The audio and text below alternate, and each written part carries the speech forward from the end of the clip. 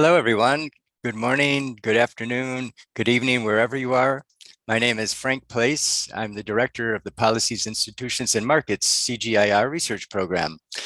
I am thrilled to be part of this launch of the book, Advancing Gender Equality Through Agricultural and Environmental Research, Past, Present, and Future.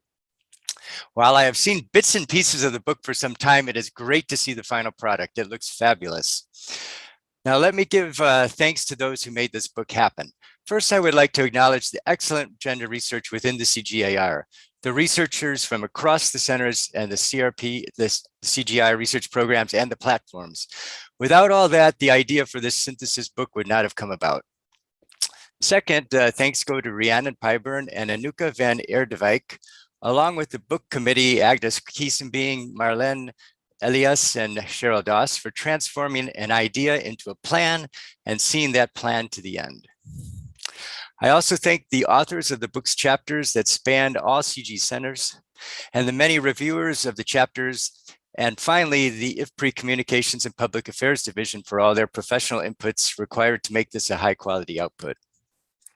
On the funding side, in addition to PIM funds, which of course draw upon the funders of the CGIR, we did receive some direct support from the International Development Research Center in Canada for the book, and we thank them for that.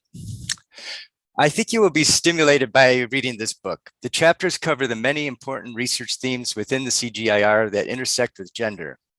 The introductory chapter adeptly pulls together the higher learnings and evaluates them in historical and contemporary discourses. I will let the presenters say more, but I will say that this book is particularly timely as its insights are indispensable for the one CGIR's aim to contribute to ambitious gender equality targets. Now, before I introduce our first speakers, I would like to say a few words about how we're going to organize this event. Following a series of presentations and some discussion comments, we're going to open this up to a Q&A session, and we'd love to hear from you. So during the presentation, please participate in our Q&A session by submitting your questions on ifpri.org if you're listening there, Facebook, LinkedIn, YouTube, or by using the hashtag AskIfPri on Twitter. When you write your questions, please say who you are if you'd like us to mention that, and also to whom you're directing the questions to. So with that, let me now go to make some introductions of our first speakers. These two are the co-editors of the book and co-authors of the chapter that both sets the stage for the book and pulls together lessons from the chapters. First is Rhiannon Pyburn.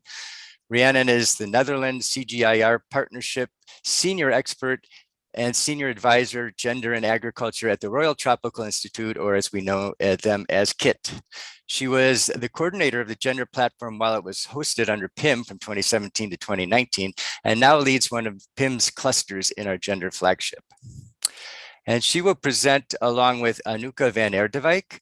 Anuka is a senior KIT associate with over 20 years of experience in women's rights and gender equality.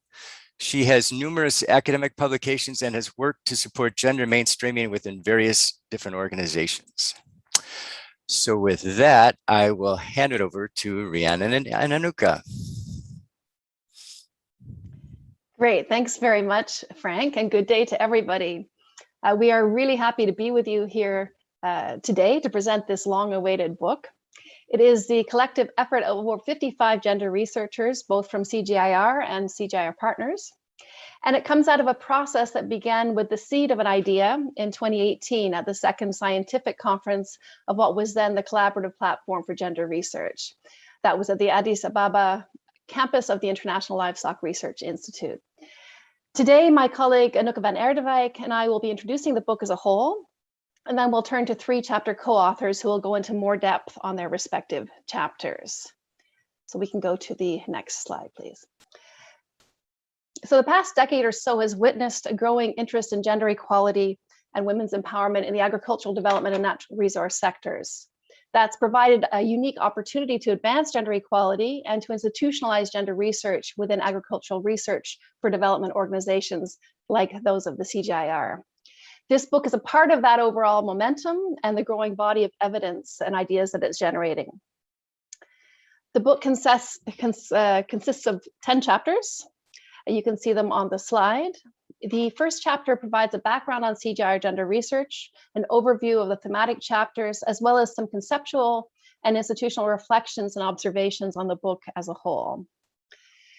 There are 3 sets of thematic chapters. The first set tackles technical research topics that have integrated gender, so breeding, seed systems, and value chains. The second set of chapters are on research themes where gender analysis is well integrated and even pivotal to the topic: nutrition-sensitive agriculture, natural resource governance, and climate adaptation and mitigation. And then finally, a third set of chapters takes up more strategic gender-specific themes like the feminization of agriculture, assessing women's empowerment, and gender transformative approaches. On the slide, the darker chapters are the ones that we'll hear more from later in the presentation, and there's one from each of the sets that I mentioned. The book as a whole highlights the history and wealth of gender knowledge that's been generated over time on each theme, and in some cases, that goes back as far as about 30 years of research. Next slide. So what distinguishes this book is that it re-examines past research using an explicit gender equality and women's empowerment lens. It makes a shift away from traditional or typical instrumentalist outlooks that focus on how gender analysis can contribute to agricultural research objectives like improved productivity or tailoring technologies to ensure better user uptake. These contributors for the book, they intentionally flip that question and they ask, how does agricultural and environmental research and development contribute to gender equality and women's empowerment? By reframing the analysis, the book puts gender equality and women's empowerment at the center of agricultural development. The 9 chapters adapt this flipped question to their own theme and use it as a compass for reassessing the evidence. If you look at the right of the slide, the part of the visual in purple, that's the research, and that's really the focus of this book. However, to look at gender research across these 9 themes requires also looking at institutional issues within CGIAR centers and programs. The institutions that we are looking at are things like budgeting, resourcing, gender strategies, leadership, accountability mechanisms, and informal institutions like what's considered good science, norms for good science. On the left side of the slide, you can see our response to overall as a book to the guiding question, right? So in thinking about how does agricultural and environmental research and development contribute to gender equality and women's empowerment? The first response is yes, these research and development approaches and interventions, they can and they do lead to positive empowerment and gender equality outcomes for women. However, they also have negative effects on women's empowerment, and they can even exacerbate gender inequalities. What's important, and I think quite striking, and what came out very strongly in the chapters, is that these negative and positive empowerment effects can happen at the same time.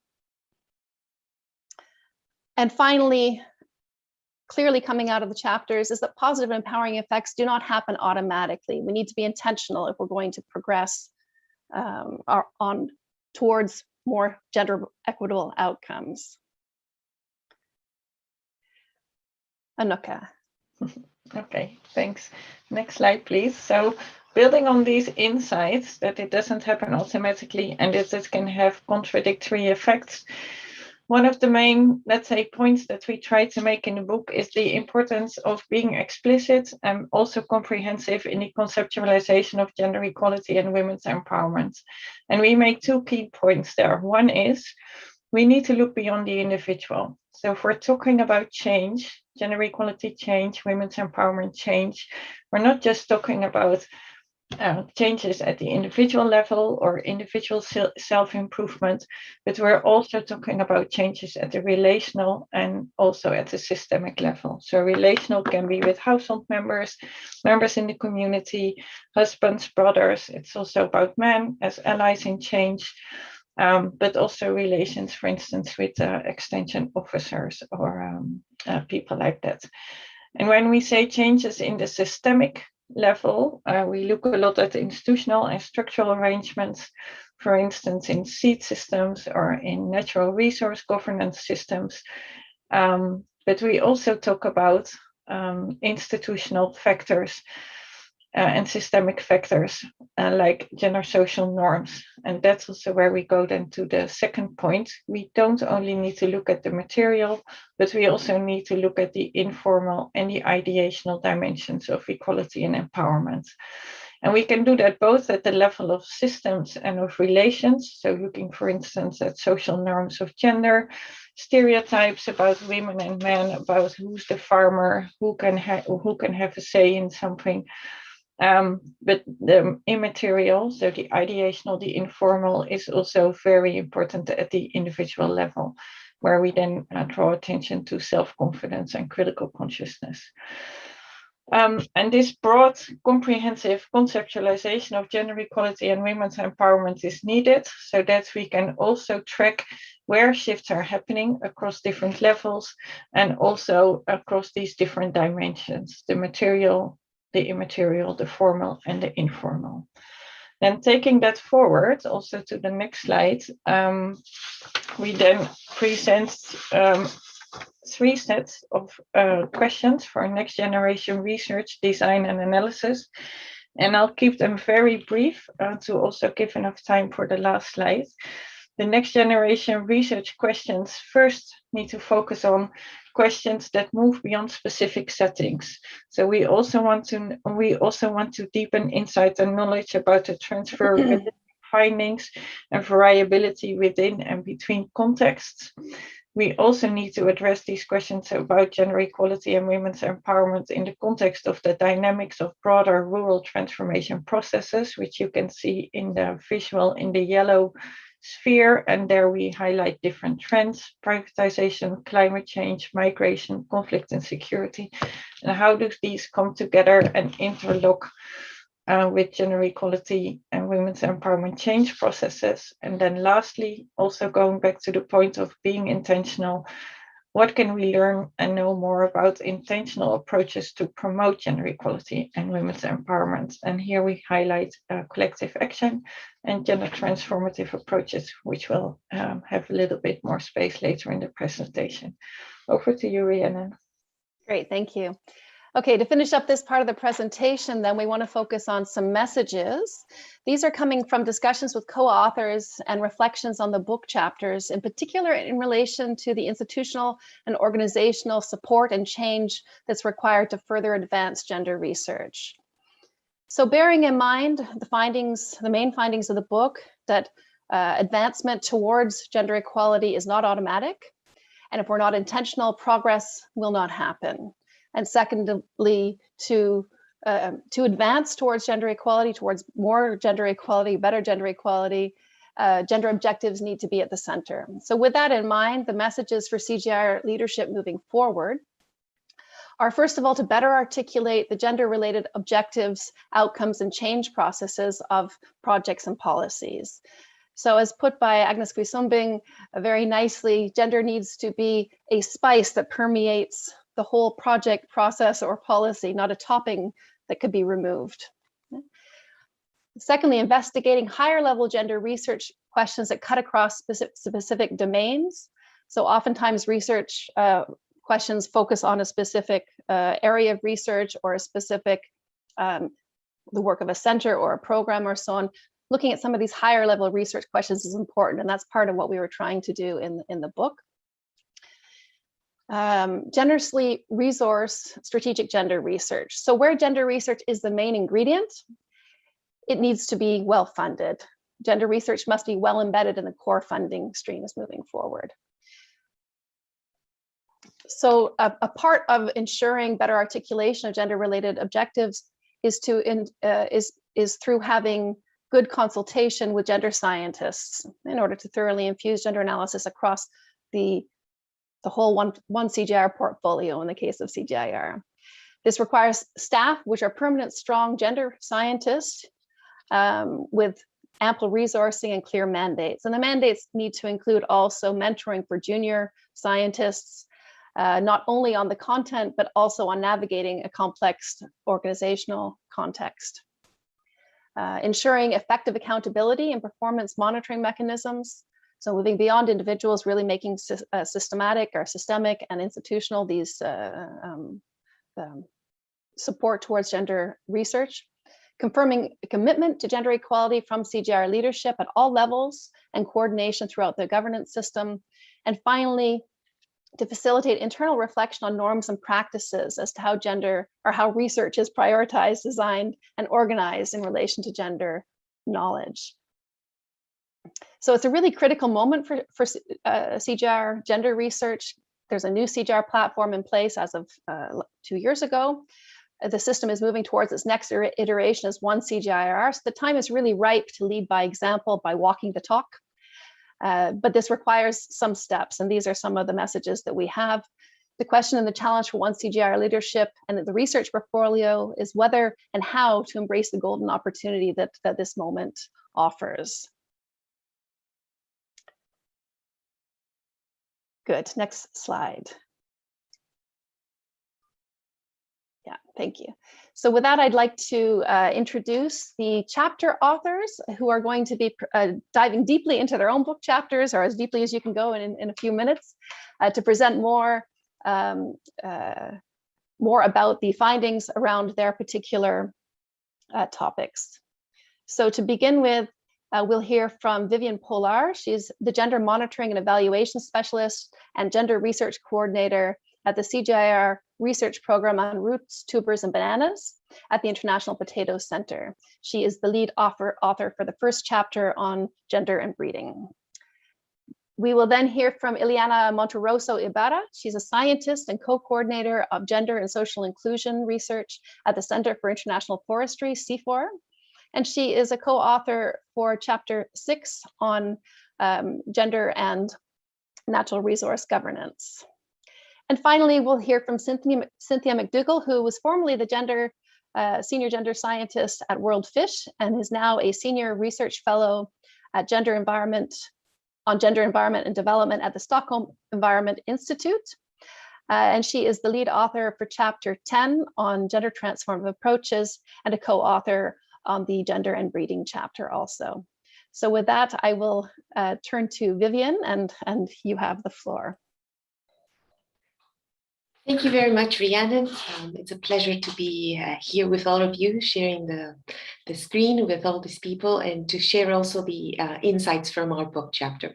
So the book chapter we prepared is called Examining Choice to Advance Gender Equality in Breeding Research, and it was collaboratively prepared, including Rohini Ram Mohan, Cynthia McDougall, Bella Tekin, Annette Abenaki Mulema, Priscilla Marimo, and Yumai Yela. So what we did in this chapter mainly was to flip the question, like Rhiannon mentioned, flipping the question to actually what can breeding research do to help advance gender equality? And this perspective opened a different angle to the way we look at things, to the way we look at basic and technological research in general. Technology research processes are not neutral, but carry within them the designer bias. And so how do we overcome that designer bias was one of the things that we thought of when preparing this chapter. Next one, please. So it's all about looking at gender equality first and using technological research as a building block. That's how we started looking at empowerment first as a fundamental step towards achieving equality. So to achieve empowerment, for it to happen properly, people must have the option to choose. Options must exist truthfully and be there, be perceived as existent. What does that mean? It means that you may have two options, for example, dark bread and white bread.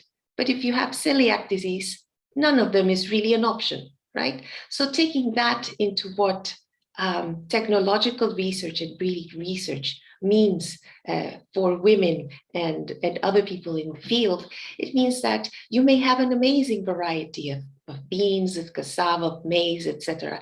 But if that one doesn't fulfill your needs, it doesn't adapt to the conditions that you work with that may be quite different than those of the media or the rest of the population, then you're actually giving no real choice. So those options must be relevant.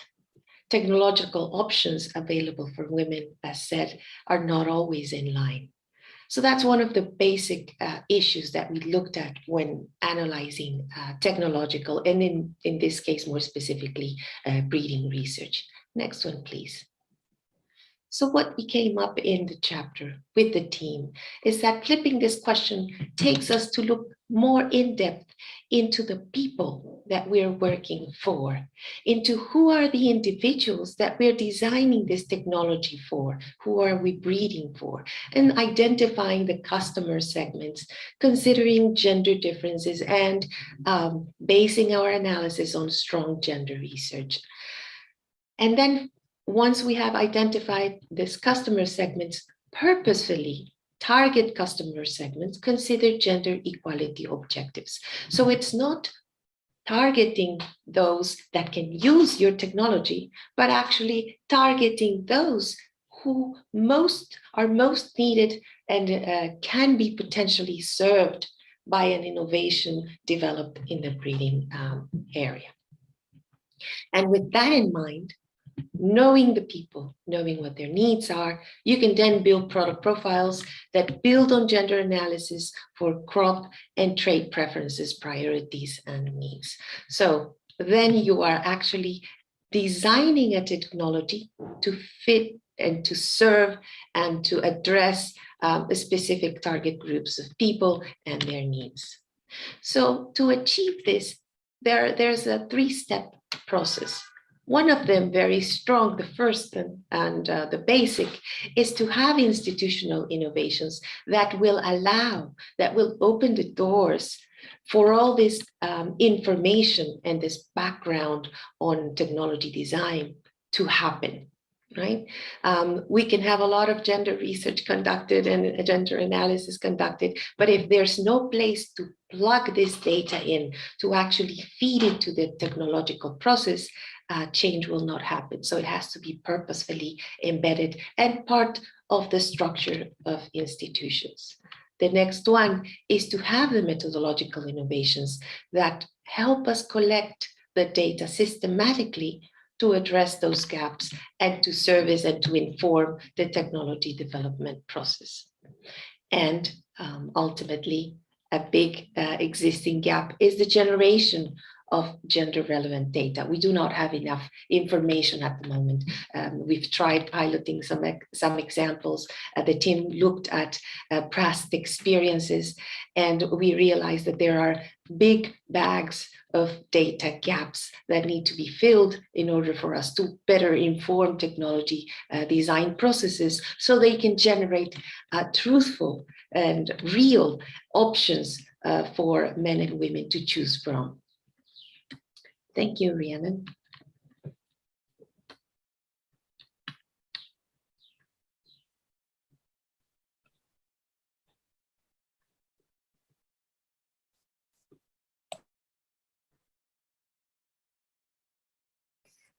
So it's a pleasure to speak on behalf of my co-authors. I'm going to be talking about Chapter 6, Agenda and Natural Resource Tanko, Water, Land, and Forest Research. This chapter aimed at exploring how has NRM research for development contributed to gender equality, which also meant exploring how and why gender came to matter in the management and governance of natural resources. As I mentioned, we focus on 3 natural resource systems with shared distinct characteristics and features: water, land, and forest research. The chapter analyzes the theoretical bodies of work that led to major shifts in policy discourse. I'm going to be referring to 3 shifts in particular. The first shift, which is the shift from policy discourses from management to governance. This is the result of research around, especially of collective action and management of the commons. Next, please. Which improve our recognition of plurality and diversity of rights, norms, and political legal institution arrangements influencing NRM policy and practice, which highlighted that focusing on nature, society, and interrelations is an outcome of multiple uses, knowledge, and social relations between diverse groups of people, which allow better understanding the underlying exclusionary practices in natural resource governance. This body of work showed that concerns not only around who does what in terms of roles and responsibilities at the household and community level, but equally how gender dynamics are at play of natural resource institutional arrangements and policy directives, as well as natural resource investments and innovations.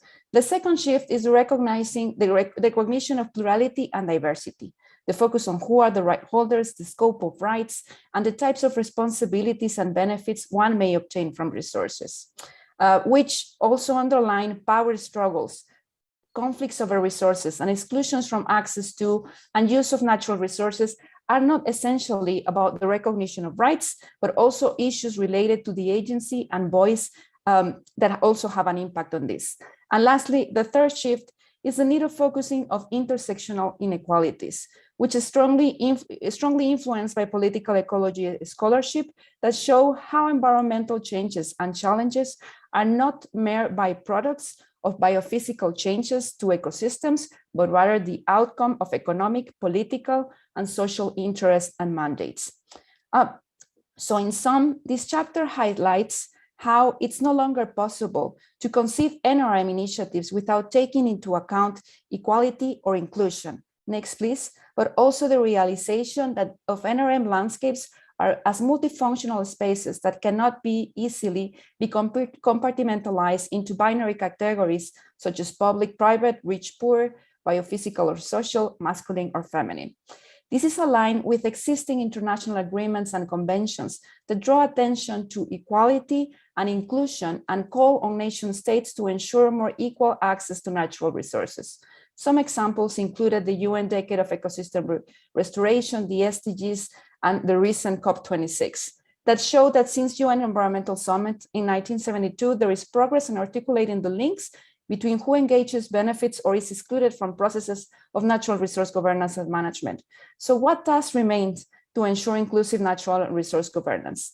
Thinking about forward-looking research agenda, this chapter outlines two emerging questions. First, to what extent are complex and intersectional gender inequalities addressed, and drawing from emerging bodies, highlight the need to better understand why gender power imbalances persist in the economic and politics of NRMs. And for this, we can draw on feminist political ecology approaches, which highlight opportunities for cross-fertilization of thinking between natural resource interventions and feminist analysis. And also the need of research to draw attention to better understand not only these gender inequalities, but also how intersectional vulnerabilities nested in kinship, community, and other social relationships unfold.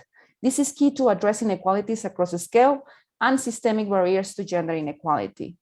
So the second question, next please, around how to address NRM and gender intersecting challenges in the way that leads to transformative change.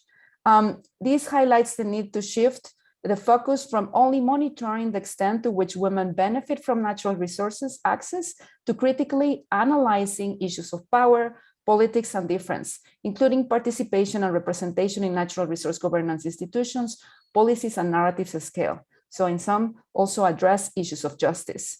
Also, the research shows that while securing access to rights for women and calling for participation in NRM is important, it does not automatically translate into improved agency and material political and social gains to women, that is, to women's empowerment.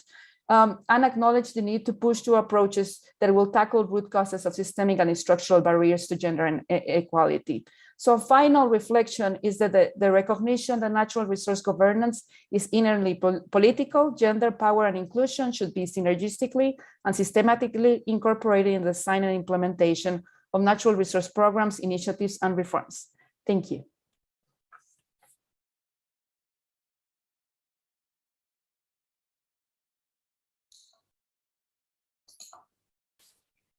Great, thank you so much. And I will pick up from here. I'm Cynthia McDougall, and it's an absolute pleasure to be presenting this chapter that investigates structural change. It's chapter 10, entitled Towards Structural Change, Gender Transformative Approaches.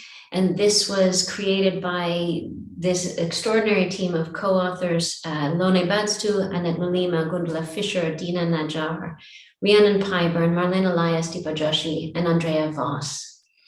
I'll jump right in with that first question that was raised and thrown to us about what does it mean for us to flip the question in this context? So if we put gender equality and women's empowerment at the heart of this. May I have the next slide, please? And I'll jump right into that. Thanks. So if we do this, for our team, because this chapter is about gender approaches, when we flipped the question, it prompted us to ask, so exactly how are current gender approaches doing in agriculture, NRM, and research for development in terms of are they leading to gender equality? And the short answer is they are not doing nearly well enough. If we break that down into a couple of different lenses, a way to understand this not well enough, the unfortunate lack of progress. The first lens is the trajectory. If we look at the SDGs and the gender index, we know that not even a single country is on track to achieve gender equality by 2030. Inequalities are particularly pervasive in agriculture-dependent and low-income countries. We know the COVID pandemic has worsened gender gaps, including around gender-based violence, uncare equal burdens, loss of income. And we know, and increasingly people have recognized that this is because of those pre-existing underlying barriers in food systems. Even within this lack of progress, we can also see there are stark disparities even amongst women influenced by different identities that intersect with gender. And these include, but aren't limited to, ability, ethnicity, class, age, and so forth. And so through the lens of the trajectory, the progress has been hugely sticky and slow and variable. If we apply a lens of gender outcomes, the chapter dug into this question a little bit more, and through the literature that it analyzed, it found 4 critical limitations that others have started to allude to from the other chapters as well. And these include that common approaches to date have ended up with progress that is limited in scope. Only women who are in the project area may benefit, not those beyond. Common current approaches have been limited in sustainability, so empowerment effects may dissipate or reverse after projects finish. Common approaches may even unintentionally reinforce inequalities such as gender stereotypes. And if you think here in terms of women-targeted nutrition programming, for example, very common approach, but it can reinforce that notion that women's work is care work, is cooking. And then the fourth limit in terms of gender outcomes was that the chapter identified unintended consequences. Common approaches, especially those that target women, can lead to increases in workloads, perverse outcomes such as backlash, or even increases in violence. And others have started to hint at those as well, even from the introductory chapters of the book. We get a sense that these are some of the issues of limitations. And so this chapter looked at, okay, so these shortcomings signal something. They signal the need for a change in approach. And that means shifting away from what Andrea Cornwell calls empowerment light. What I think of as, we hear so much in the sector about empowerment, and we see this great visibility, and yet simultaneously the approaches are somewhat watering down the potential for success. And so this sounds bleak, but actually the chapter is quite upbeat, because the point is that that there are signs that there is the potential to turn this around and to shift this trajectory. And that is by rethinking the nature of gender approaches, or the how of gender approaches. And that's why this chapter zooms in on gender transformative approaches, because they address those failures of how. And that's by going beyond women to women and men, people of all genders as co-owners, co-beneficiaries, working on addressing those underlying barriers. And let me move now to the second question. May I have the next slide, please? Thank you. And so this jumps us to, what are the implications that we can see for the CGIAR? And from the chapter, I'll pull out 4 key implications that emerged for us. One is for CGIAR actors and investors to really recognize and get curious about and own those weaknesses to date. That's where the strength comes from for learning and moving forward and moving beyond them. The next lesson is to learn from and build from GTA pilots and lessons and the extensive base of theory, as Ileana just referred to in her chapter, This GTA has grown from a body of theory, and so the task ahead of the CG is to avoid watering the strategies down and avoid reinventing the wheel.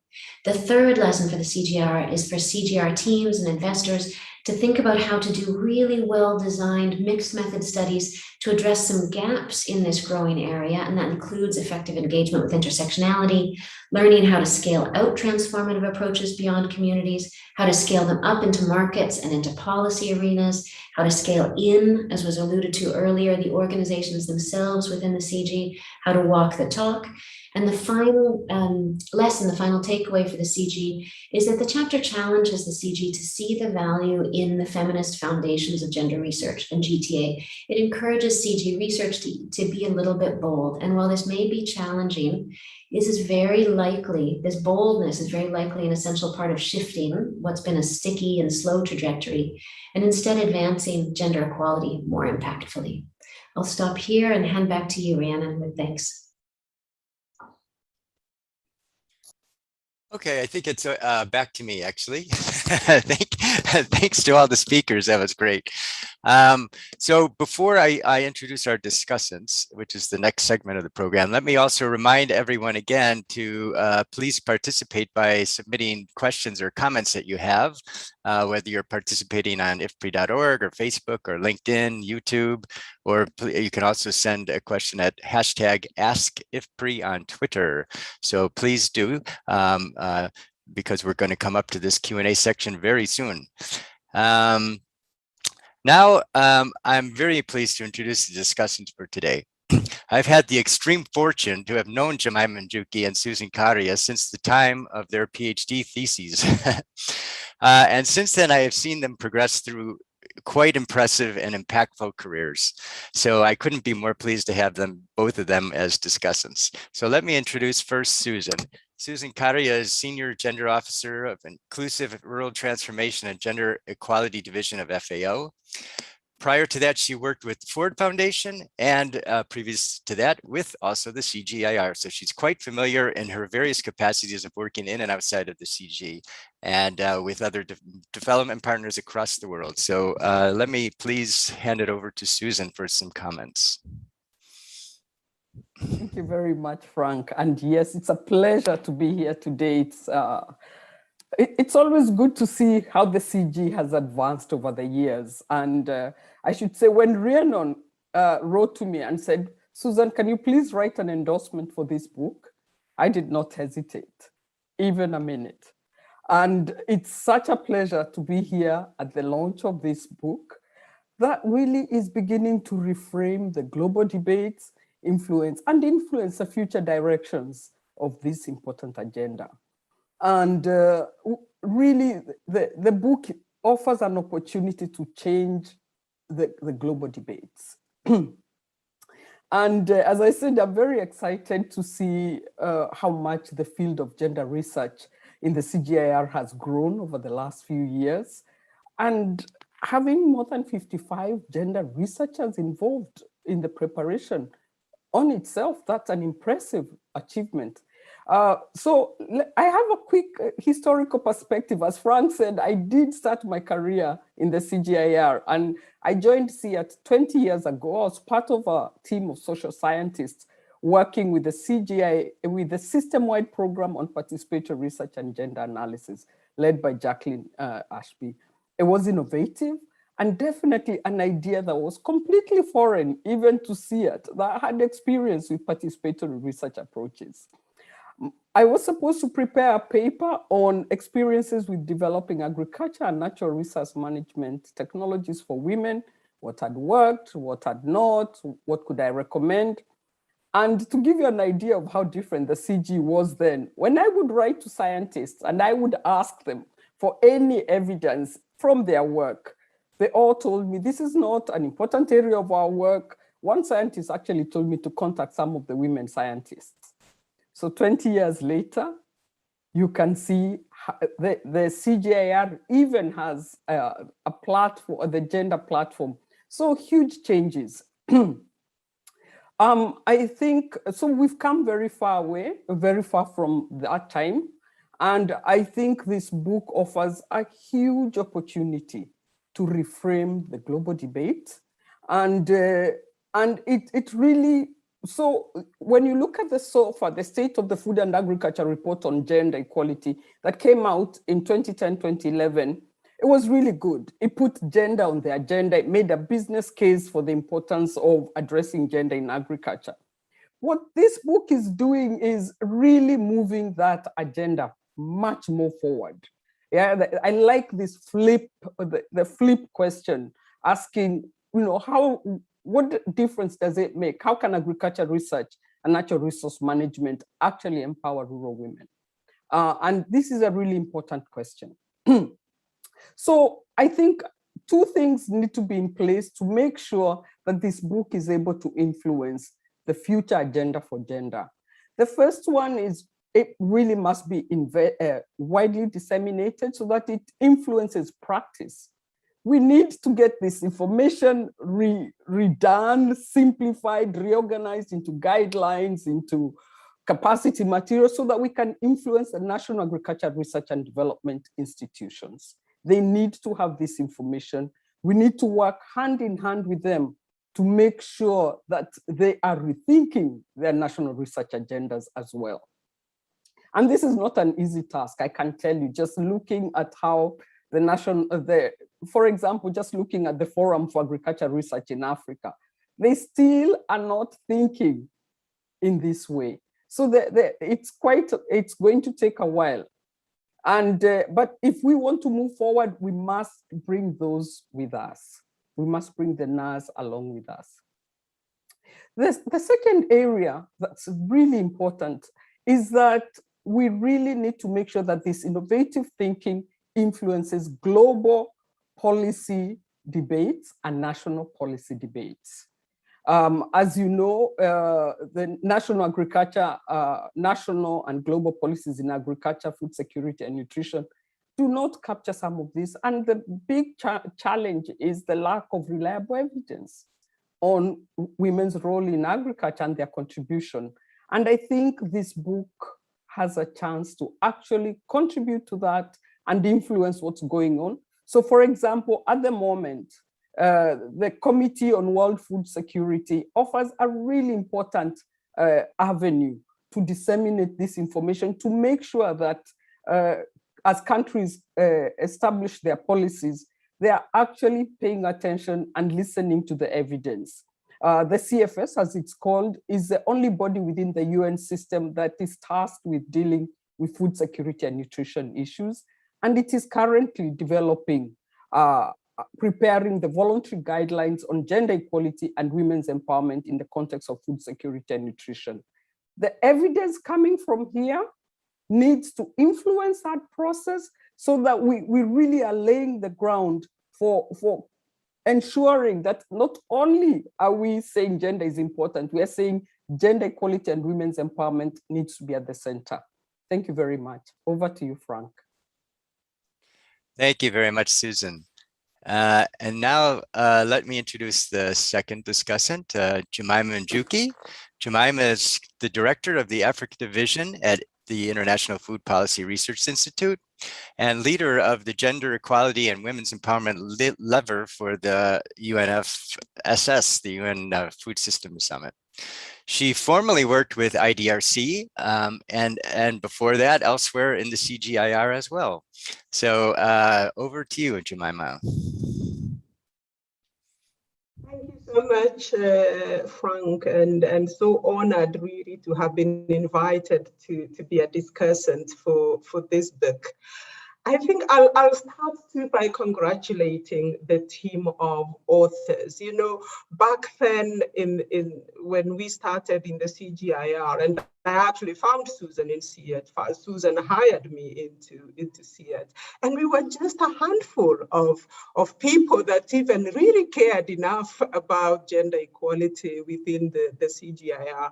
So to see this group really coming together and producing such an amazing piece of work is really gratifying in a lot of ways. So thank you so much, because this book really advances our knowledge, advances the evidence on the table on gender equality and women's empowerment and the intersection with agriculture and natural resources. One of the things that I really liked about this book is how you flipped this question to really ask about how agricultural and environmental research and development can contribute to gender equality and women's empowerment. Because it's always, as Rhiannon says, it's always been there the way around, thinking of women's empowerment as a means to an end and not a goal in itself. And this is such a profound change in how the global community will think about gender research. But I was also thinking about what implications it actually has, because it's not just a flipping of question, because if you flip this question, it means you are asking, how do we then do this? Because it can't be the usual flow. It can't be business as usual. We can't get to these outcomes through agriculture and natural resource management with business as usual approaches. So it just gets everybody really thinking about, if we want these outcomes, if we want gender equality and women's empowerment as outcomes, as impact, as the goal, how do we then do this research?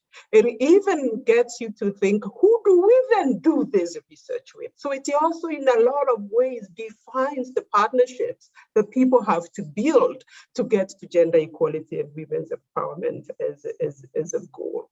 So that for me is really one of the biggest contributions of this book.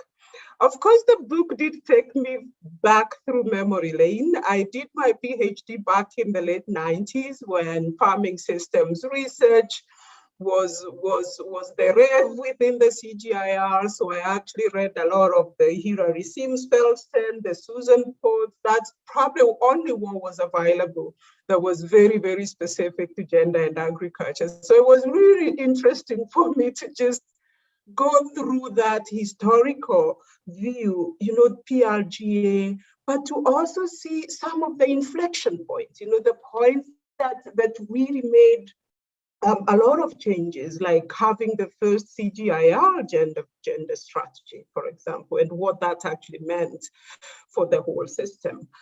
But what was also interesting was to see the evolution of the scope of research, really moving from just thinking about what women's role to thinking about transformative change at scale, transformation in relations. And I think that has been a really fundamental shift in CGIAR gender research. I also like the way it really combines this integration of gender within topics like breeding, topics like natural resource management, but also some really strategic topics around the feminization of agriculture and what that means for women's empowerment, interrogating and putting evidence on the table for some of those myths that we know, feminization of agriculture. Does it increase women's decision making within agriculture? Does it just increase their workload? Really putting evidence to some of those questions is really profound. Now, moving forward, I was also really reflecting on this book in the context of what's happening with the one CGIAR.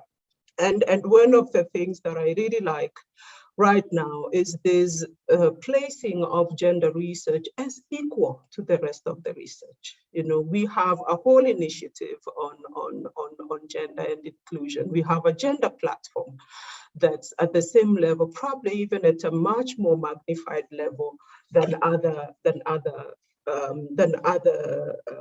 initiatives, but also listening to people who work on foresight and modeling, talking about integrating gender at that global scale, because I think that's also how we're going to get to scale.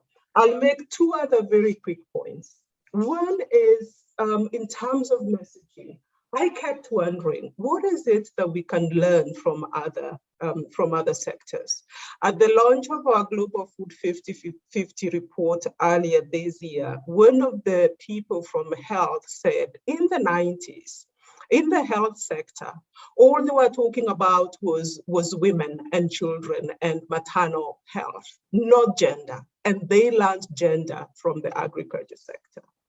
And now I think we can learn so much more from the health sector, especially in terms of even how to take transformative approaches to scale.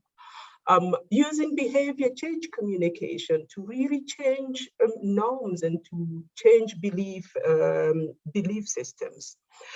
The second point I want to make in closing is how we create a balance. More and more, I know we need gender everywhere, but how do we create a balance between this mainstreaming of gender and really asking the hard questions in agriculture and natural resource management research, but not forgetting to place enough emphasis on the strategic gender research that actually allows us to tell, how does empowerment really happen?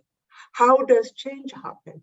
How do we get to an inflection point on gender norms so that we can get to large-scale shifts in perceptions and norms? So to make sure we are also placing enough emphasis on those kinds of questions.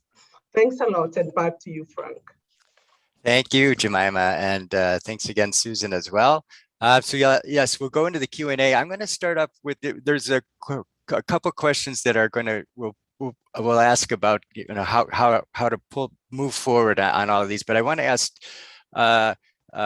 one question about, you know, related to this flipping the question, because everybody's kind of referred to that.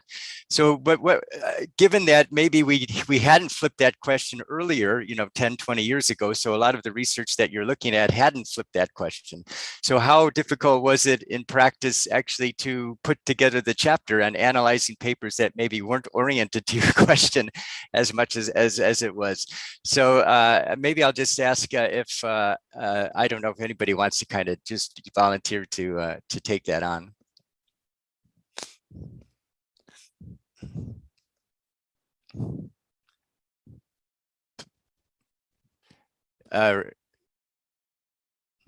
Rhiannon or Cynthia or anyone?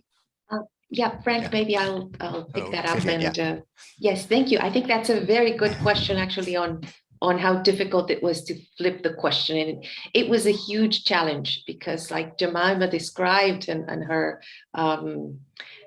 in her discussion, at the very beginning, none of these issues were really taken into account enough. And many of the papers were providing small bits of evidence.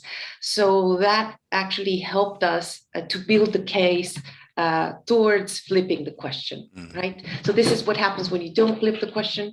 You end up with this big gaps, and flipping the question opens up and completely changes the color and the way that you do research and that you propose new structures. And actually in the breeding chapter, we came up with a new impact pathway in a theory of change. You know, so the existing evidence that hadn't been thought of in terms of flipping the question helped us put together and build something towards a new theory of change that could actually address gender at the very beginning of decision making for breeding. Over. Great, thanks. There was a question that came in about how to access the book, and so let me just mention that there on the registration page and the event page that all of you must have had access to, there is a link to both a short synopsis of the book and the full book online, so you should be able to access there. If you still have difficulties accessing it, you feel free to reach out to myself, Frank Place, or others at IFPRI, and we can help you on that one. There was another question about that came in from, let me get back here, Manjeet Singh. And he was wondering about how much the book focuses on, you know, is pitched at a global level or really drills down and looks at local issues, because he notes that there might be many disparities across different locations on the challenges and what potential solutions are. So so I didn't know if anybody wants to just maybe make a brief comment about that. Perhaps Rhiannon or Anuka can give an overview of that one.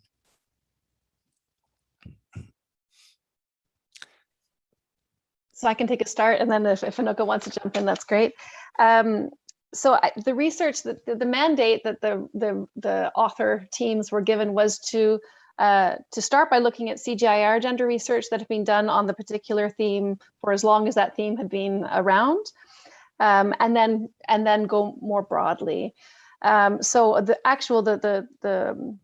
the basis on which the chapters are built is on a lot of different pieces of research that are coming from all kinds of different levels. So I think that includes local level research, national level research, as well as more global research. And I think you're absolutely right. Of course, there are differences across locations. Context remains really critical in gender research. But these chapters, I think they were starting from that basis and then building up from there to try and draw some broader conclusions. Nuka, do you want to add there, or anyone else?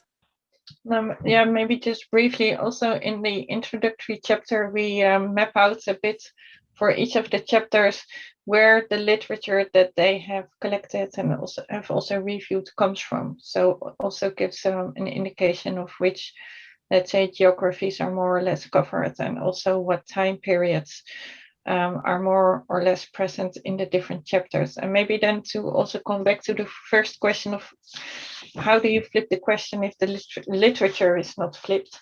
So that's actually a lot of work. And it's indeed, as Vivian was saying, it's a really good question. And I think the book and the chapter also not only presents the insights that we got from flipping the question, but it also shows, because each chapter has a little bit a different write-up, a little bit a different structure. It's also actually a path of doing the flipping, right? So in each theme, so seed sector and development or breeding or feminization of agriculture or NRM, they all have their own research fields with their own discussions and their own types of methodologies and their own types of research. And then what the teams were doing, because they were larger teams, as you could also see, let's say the authors were often coming from different institutions and centers. So it is the collaboration, the rethinking, and the sort of rereading what is already there and then trying to make sense of that. So there was a lot of co-creation, rereading, reviewing, revising, and then slowly finding a path in the existing literature to try to find an answer to that flipped question. And I think in the end, very energizing and also inviting to keep continuing on that path. Great, thanks. There was a question that came, there's a couple of questions actually around statistics, I think, that actually, first of all, let me recognize that a couple of questions came in about how can we learn more about gender and nutrition on the one hand, and gender and climate change adaptation, climate change. And so again, there are chapters on that in the book, so we won't have time to go into that today, but please just do download a copy of the book and you'll see chapters on those. But in terms of statistics and data, so gender equality, is a globally agreed upon goal, yet our data systems are really not sufficient to track progress in key dimensions of equality. So what are some of the most pressing data gaps that the CGIAR and international partners, and here we can look at FAO as well, and this what should they be prioritizing so that we can measure our progress towards that?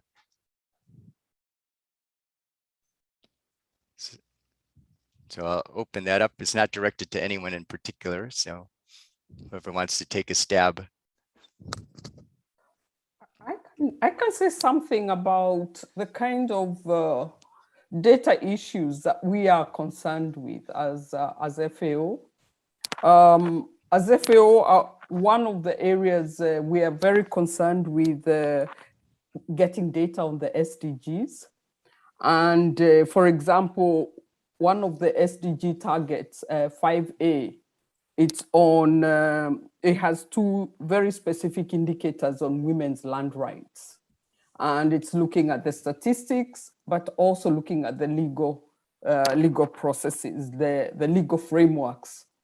And we're just now starting to support countries to report on these indicators. We For example, with the legal framework, we probably only have evidence for about 36 countries right now. And we have to work with countries to build their capacities to collect this evidence, and also use that capacity development to help them, reform their policies as well. In terms of the statistics, we are actually right now have a new initiative that's collecting that data, because we do not have sex disaggregated data, especially on women's land rights. And so we have an initiative called the 50 by 2030, which is working with 50 countries to collect sex disaggregated data and analyze it to get that information. So this is a huge gap. Thank you. Frank, if I can Yes, add a bit on that, please. at least I think from the discussion on NRM, which included land issues, as Susan was mentioning, it's not only about the data gaps, it's also about, what are the approaches, what are we measuring, right? So for instance, in going back to the discussion of the chapter on NRM, like we focus on what we saw in terms of data is there was a lot of focus on number of women for benefit, number of women who are members of irrigation groups, of forest user groups, but then, the extent to which we can translate those numbers into actual recognition of rights, into actual forms of representation that derive benefits. There was less information on this. So I would say the focus should not be only on data, but of, going back to which questions are we trying to understand, what type of approaches and measurements are we proposing to highlight, and there are several coming across from the chapters in the book. From our side, I think there is still a lot of further understanding, even in areas, as Susan was mentioned, that we think that there has been progress. For instance, highlighting the example of land rights, there's still, whenever we go at different scales in countries, at the national level, at a specific landscapes, foreign landscapes, there's difference across. So I think that context matters, and we need to address this issue of data in relation to that particular context and problem we want to address. Thank you. Frank, can I give one example Sure. from just picking up, there's a really nice initiative, collaboration of FAO and Duke University and World Fish, looking across a multitude of countries and one aspect of it was trying to look into the data systems and to do a dedicated roundup of what could be said about gender within small scale fisheries. And the overwhelming finding, I think there was a set of 26 experts associated with the data sets in all these different countries, was that the gaps were so big, it was hard to say very reliably. So agreed that the gaps were huge, but I think complementing what Ileana and others have said, it's quite a nuanced question, and it spans, yes, capacity to gather, capacity to measure. There's some questions about what are you measuring and why, and what are the sort of underlying assumptions that trigger what and who gets measured. And so, for example, in fisheries, offshore fishing gets measured because that's considered fishing, and people who harvest fish get measured in fishery statistics, but people who glean, who tend to be women, not men, don't get counted as part of the sector. And people who work along value chains as opposed to harvest don't get counted. So as well as these other aspects, there's sort of huge parts of food systems and people in those critical aspects that are getting overlooked because of the framing of what matters. And between that and quality issues, I think we're at a moment in time where we're shifting towards a highly digital age, and methodologies need to keep up really fast because stats are going to move to a whole different way of being gathered. And we didn't really land quality in the original systems. So we're going to have to work twice as hard to get quality right as we move to highly digital systems and to big data. And how do you use big data without bias? Super great. Thanks, Cynthia. Can I, maybe I'll ask another, this question came in from Martin Van Ginkel. He's noted that the book seems to be written mostly by women authors. He was wondering, how committed are the men in the CGIAR to the cause of gender equality and inclusion? So, we've talked about some of the gender transformative approaches, including both men and women, for example, as a principle. So what's your state of observation of where we are in the CGIAR itself to advance gender research for gender equality? Anybody want to pick that one up? Well, I think people who are actually based at CGIAR can probably answer best on that. But I will say that we did also have some male co-authors on the chapters, and there certainly have been men champions of gender research. Well, from way back in the 1980s. So there are definitely men who are working for this within the CGIAR also. But in the actual state of things now, maybe somebody who's still with the CGIAR can jump in there.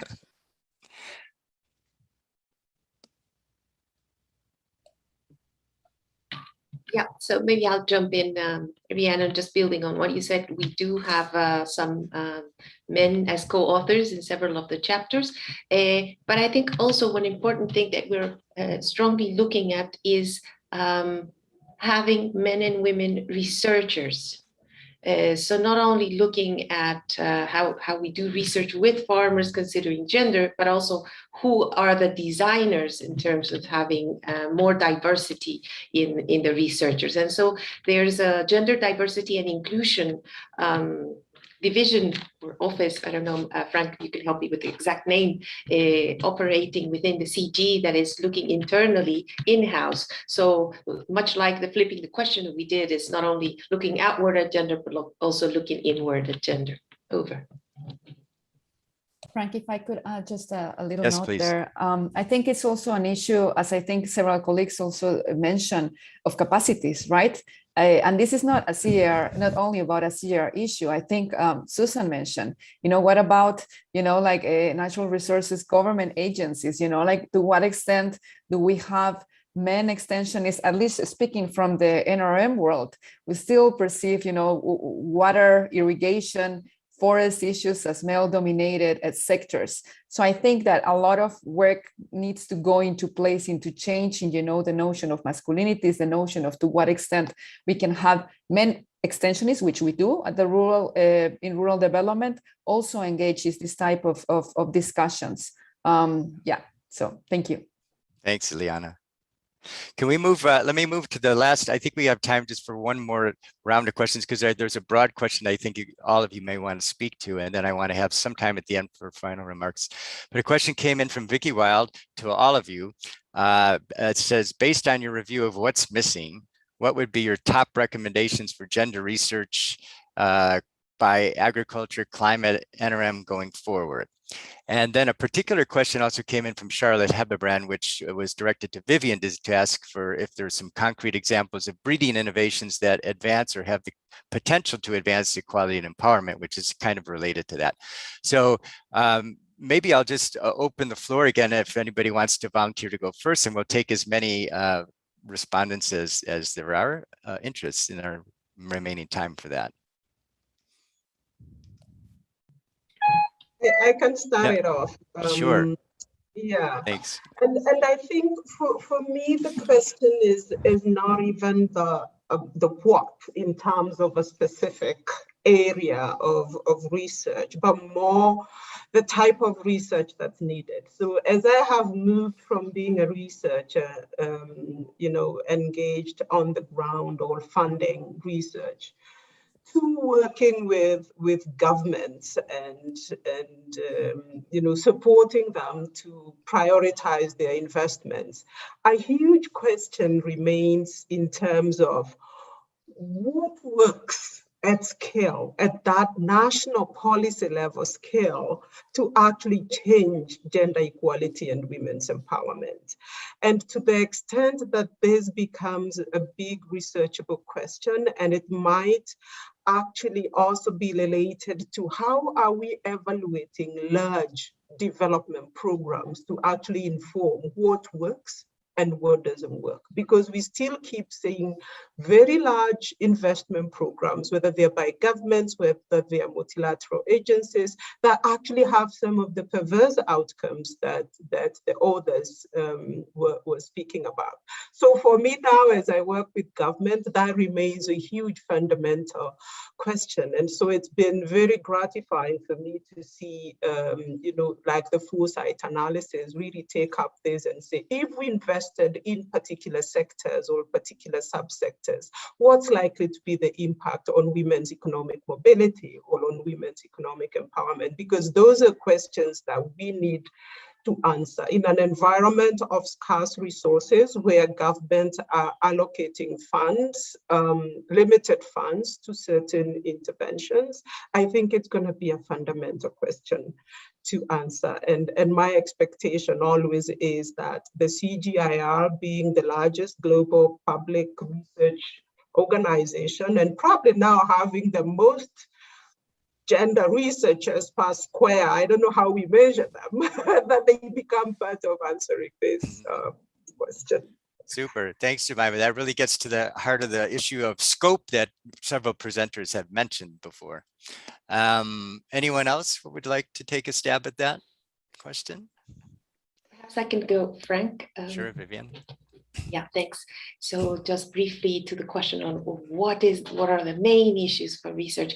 I think throughout the presentations, we've seen a lot of work on generating information, statistics, evidence, looking at what are the key topics, etc. Now, I think moving forward, the key areas of research will be about institutional change and finding the right spots to plug that information to make real change.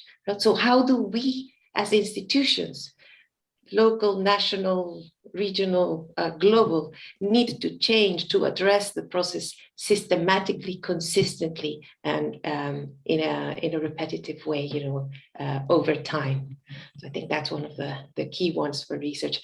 And responding briefly to Charlotte, there are some excellent examples from the team working with Eva Welzien on sorghum breeding, where they actually addressed gender research and found that women farmers could not benefit from the amazing varieties of sorghum that were being bred because their soils were too poor, and that their conditions, and they could not access inputs, fertilizer, etc. So they had to completely shift the way they addressed research in sorghum to be able to fit in the poor soils that women could access, and that enhanced their capacity to produce, their income, etc. So there could be many other examples such as that one that we could dig from. But yeah, thank you. Thanks, Vivian. Mm-hmm. Can Cynthia? I jump in on Sure, it? Yeah. Cynthia. Thanks. I think these are excellent points, and I wanted to pick up on what Vivian was saying about really institutional learning and improvement. And the piece I wanted to add, so this is responding to Vicky's question about the most important thing. I would say, whatever the research topic, I think there's been a critical lack of quality M&E data about the outcomes of research for development in the CGIAR and as well as in development more broadly. Some institutions have done a wonderful job of starting to close those gaps, but unless we can fight the tide of pushing to projectize and always look ahead to the next innovation and getting innovations out the door and having that, the forward-looking lens is wonderful, but unless we're also looking back and really getting very accurate data about what were the impacts to date and having a long enough time scale with enough granularity and an intersectional lens and a really sharp gender lens, then we're just going to keep on innovating and pushing ahead, but we're not going to move to a next level, I think. And so that's what I would suggest, is that quality, rigorous, very honest and sometimes painful M&E, and then applying it. Great, thanks, Cynthia. Who have we not heard from on the last question yet? Susan. Thank you, Frank. So, every time I get this question of what should we focus on and what should we drop, they always ask us every year at planning. To tell you the truth, we need to continue to do this research even with the traditional value chain analysis and breeding, there's always new questions you can ask, especially when things are changing so much. The COVID pandemic really has changed what we are looking at again. And we're going back to look at value chains and shorter value chains, or things that can be stored. So we really cannot take for granted, we cannot say this science is now done. I think that what we need to do is continue to evolve each of these areas. I mean, now there's a flipped question. As Jemima said, we have to change the methods in which we are collecting the data. So all these various topics, I think, are hugely important. And finally, I really agree with Cynthia, the data aspect. And as you do the research in these various thematic areas, getting the data, finding out what's working, what's not working, and also convincing the national statistics offices to collect the data as well. So it really has to continue, and we are not yet there. Thank you very much. Thank you. Yes, we still have to keep pushing, obviously, within and out externally. Ileana, did you want to add anything to this? And then I'll go to Anuka and Rhiannon, maybe to say the final words. Thank you, Frank. No, I would say, like as colleagues mentioned, like there needs to focus on what needs to change to arrive at transformation. I mean, from whichever topic, either agriculture or NRM, I think, like that would highlight not only the focus on the new research questions, but what else?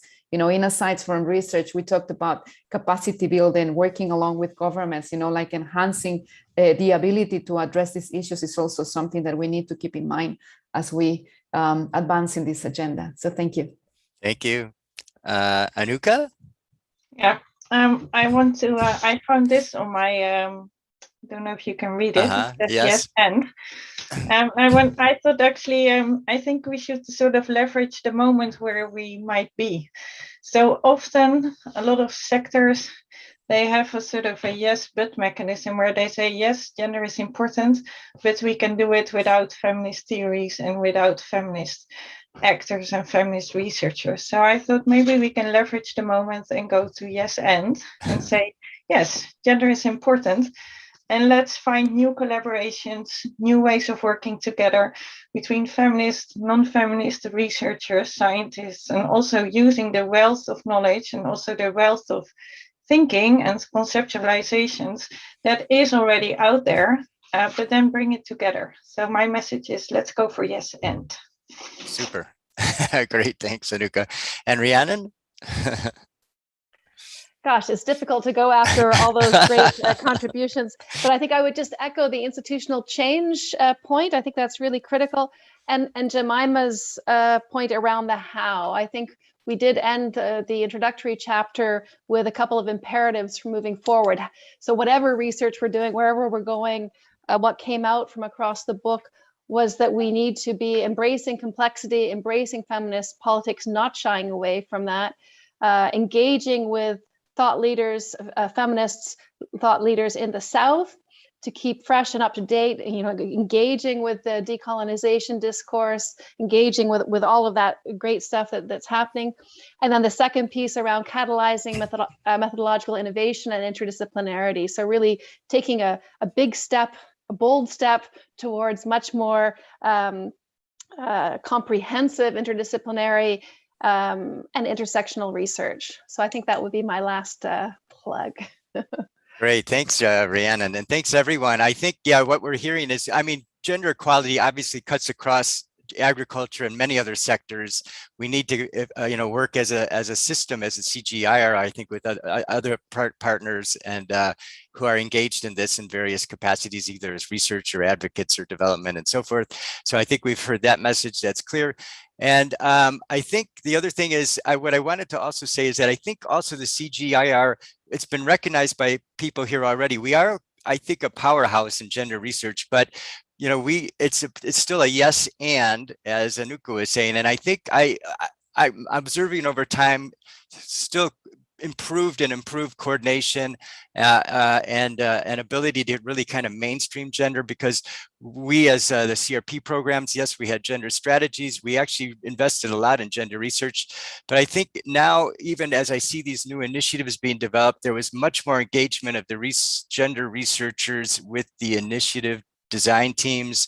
There's a much more appreciation now for what individual initiatives can do, what strategic initiatives on gender can do, what the platform on gender can do. And I think we're positioning ourselves to become even a stronger and stronger voice on gender in the future. So as everyone has said, let's seize the opportunity and do it. So with that, thanks everyone, and have a good day or rest of the or evening wherever you are. Thank you.